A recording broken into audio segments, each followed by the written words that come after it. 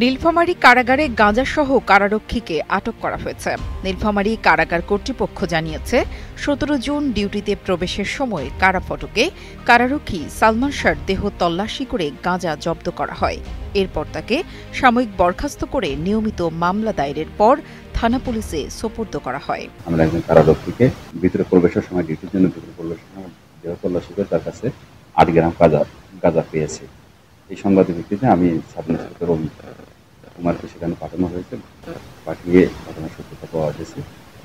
তো তাদের উপস্থাপনাতে আলামত এবং আসামিকে থানায় নিয়ে আসা হয়েছে, তারা এই দায়ের করতেছেন মামলা প্রক্রিয়া। নীলফামারী কারাগারের জেলার মোহাম্মদ ফারুক হোসেন জানান, এর আগে ২০২৪ সালের ৮ ডিসেম্বর কারারক্ষী সালমান শাহ নারায়ণগঞ্জ থাকাকালীন সময়ে গাঁজাসহ আটক হলে তার বিরুদ্ধে বিভাগীয় ব্যবস্থা নেওয়া হয়। আমাদের এই অভিযুক্ত কারারক্ষীর গতকাল রাত্রিতে ৩টা থেকে ডিউটি ছিল কারাভ্যন্তরে। তো ডিউটিতে গমনকালে রুটিন তল্লাশিতে তার নিকট হতে গাঁজা উদ্ধার করা হয়।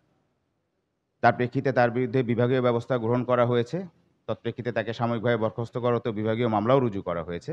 সর্বশেষ আমরা ঊর্ধ্বতন কর্তৃপক্ষের নির্দেশে তাকে থানায় সোপর্দ করেছি। পরবর্তী বিচারিক কার্যক্রম আইনি প্রক্রিয়া চলবে।